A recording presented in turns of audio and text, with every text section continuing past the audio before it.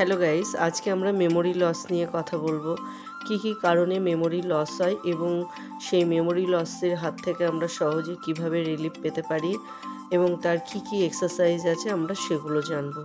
Memory loss কিন্তু আমাদের জীবনে একটা ভীষণই খারাপ প্রভাব ফেলে। অধিকাংশ বাড়িতেই দেখা যায় যে চাবি, সামান্য একটা সিম্পল বিষয় যে চাবি কোথায় রেখেছেন সেটাই মনে রাখতে পারেন না, খোঁজাখুঁজি করতে থাকেন। ওষুধ খেতে ভুলে যাওয়াটা একটা কমন ব্যাপার হয়ে গেছে। কিছু স্টুডেন্টদের দেখা যায় যে তারা সারা রাত দিন ধরে পড়াশোনা করছে বাট কিছুই মনে রাখতে পারছে না। তো গাইস, এমন কিছু টিপস আছে, আজকে আমরা সেটা নিয়েই আলোচনা করব। সবার আগে জেনে নিই যে ঠিক কী কারণে আমাদের মেমোরি লস হয়। প্রথম কারণ হচ্ছে কম ঘুমালে, অর্থাৎ পর্যাপ্ত পরিমাণে ঘুম না হলে মেমোরি লস হতে পারে। সেকেন্ড কারণ হচ্ছে দীর্ঘদিন ধরে যদি আপনি হতাশায় ভোগেন তাহলে মেমোরি লস হতে পারে। 3 নম্বর হচ্ছে পাস্ট ভুলতে হবে। 4 নম্বর হচ্ছে পর্যাপ্ত পরিমাণে জল না খাওয়া। 6 নম্বর কারণ হচ্ছে মিষ্টি জাতীয় খাবার বেশি খাওয়া যাবে না। তো চলুন আমরা আজকে এটা ডিসকাস করে একটু জেনে নিই। কম ঘুমানো ব্যাপারটা হচ্ছে আমাদের মিনিমাম 6 থেকে 8 ঘন্টা ঘুমানো উচিত। দীর্ঘদিন ধরে যদি আপনি এরকম কম ঘুমান, অর্থাৎ আপনার ঘুমের ঘাটতি হয়, তাহলে কিন্তু ব্রেনের সেলগুলো ডেথ হতে থাকে এবং তার কারণে মেমোরি লস হতে পারে। ইনসিকিউরিটিতে ভোগা, দীর্ঘদিন ধরে যদি ইনসিকিউরিটিতে ভোগেন তাহলে আপনাকে হতাশা গ্রাস করে এবং আপনার মেমোরি লস হওয়ার একটা অন্যতম প্রধান কারণ হয়ে দাঁড়ায়। পাস্ট ভুলতে হবে। কীরকম পাস্ট ভুলতে হবে? বিশেষ করে খারাপ অতীতগুলো কোনো কারণে আপনাকে প্রায়োরিটি দেওয়া যাবে না।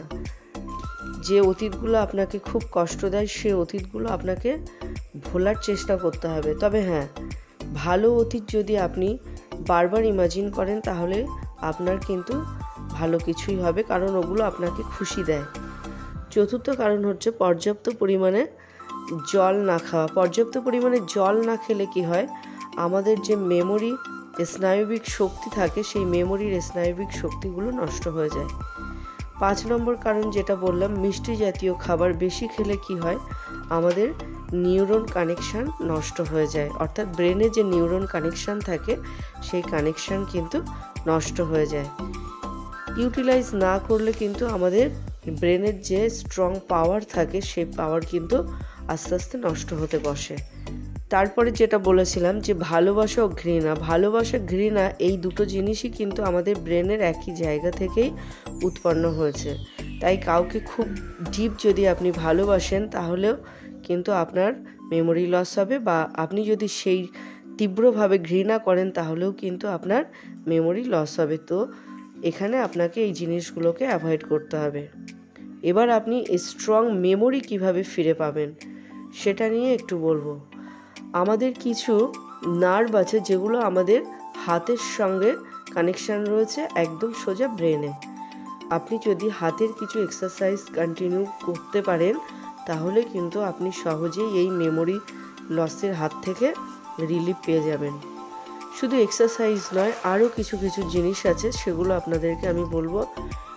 ভেরি সিম্পল, 6 থেকে 8 ঘন্টা আমাদেরকে ঘুমাতে হবে।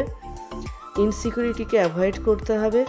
পাস্টগুলোকে ভুলতে হবে, যেগুলো খুব খারাপ পাস্ট সেগুলোকে অবশ্যই আপনাকে ভোলার চেষ্টা করতে হবে। পর্যাপ্ত পরিমাণে জল খেতে হবে। মিষ্টি জাতীয় খাবারগুলোকে আমরা অ্যাভয়েড করে চলব। এবার একটা জিনিস যেটা হচ্ছে ছবি আঁকা। আপনি যদি ছবি আঁকতে পারেন তাহলে কিন্তু আপনার স্মৃতিশক্তি বাড়বে। ব্রেনে যে কোষগুলো রয়েছে সেগুলো কিন্তু একটা আর একটার সঙ্গে একটা বন্ডিং রিলেশন তৈরি হয়। দুর্বল কোষগুলো কিন্তু আবার সবল হয়ে যায়।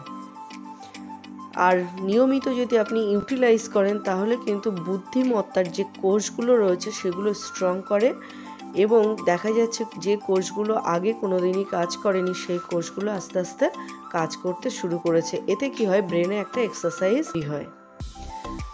আমাদের হাতে যে নার্ভ রয়েছে, নার্ভের ভিতর দিয়ে যে সেন্সেশনটা আমরা মোটর নার্ভ দিয়ে বুঝতে পারি এবং সেটা আমাদের ব্রেনে পৌঁছে দেয়। বারবার ইমাজিন করলে কি হয়, বা সারাদিনের কাজকর্ম রাত্রে শোয়ার আগে যদি আপনি ইমাজিন করেন তাহলে আমাদের মেমোরি পাওয়ার বাড়ায়। ব্রেনে যে কানেকশান রয়েছে এবং আমাদের হাতে বা ফিঙ্গারে যে নিউরন কানেকশান রয়েছে সেটা কিন্তু ভেরি ইম্পর্টেন্ট, এবং এটা ফিঙ্গারের সঙ্গে ব্রেনের একটা কোঅর্ডিনেশন তৈরি হয়। মেমোরি পাওয়ার স্ট্রং করে আমাদের হ্যান্ড এক্সারসাইজ, এবং এটি যদি আপনি 7 দিন প্র্যাকটিস করেন তাহলে আপনার কতটা ইমপ্রুভ হচ্ছে সেটা আপনি অবশ্যই বুঝতে পারবেন, এবং ভেরি সুন আপনার রেজাল্ট মিলবে। তো গাইস, এক্সারসাইজ আমাদের জন্য কতটা ইম্পর্ট্যান্ট সেটা আমি আপনাদেরকে একটু বলবো।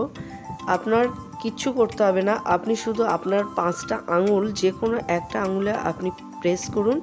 প্রেস করে আপনি দেখতে পাবেন যে আপনার ভিতর থেকে যে সেন্সেশন সেটা আপনার সঙ্গে সঙ্গে ব্রেনে গিয়ে কিন্তু পৌঁছাচ্ছে, এবং আপনি সেটা খুব সুন্দরভাবে বুঝতে পারছেন।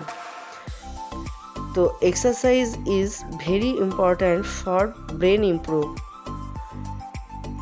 এই এক্সারসাইজ আমি আগের ভিডিওতেও দেখিয়েছি। আপনারা যদি এখানে এটা নিয়মিত প্র্যাকটিস করতে পারেন তাহলে কিন্তু আপনার ব্রেন তো ইমপ্রুভ হবেই, সঙ্গে আপনার যদি কোনো কাজে মন না লাগে বা আপনি সঠিকভাবে ডিসিশন নিতে পারছেন না, সেরকম সমস্যা থাকে যদি, তাহলেও কিন্তু আপনি সেই সমস্যা থেকে সহজেই রিলিফ পেয়ে যাবেন। আমাদের ফিঙ্গারে যে নার্ভ সিস্টেম রয়েছে, এই নার্ভ সিস্টেম কিন্তু ভেরি ইম্পর্ট্যান্ট, এবং এই নার্ভ সিস্টেমকে যদি আপনি ঠিকঠাকভাবে এক্সারসাইজের মাধ্যমে সুন্দরভাবে বজায় রাখতে পারেন তাহলে কিন্তু আপনার মেমোরি লস হওয়ার সম্ভাবনা খুবই কম। তো গাইস, আজ এই পর্যন্ত। ভিডিওটি যদি ভালো লাগে তাহলে লাইক, শেয়ার অ্যান্ড সাবস্ক্রাইব করবেন। Thanks for watching the video.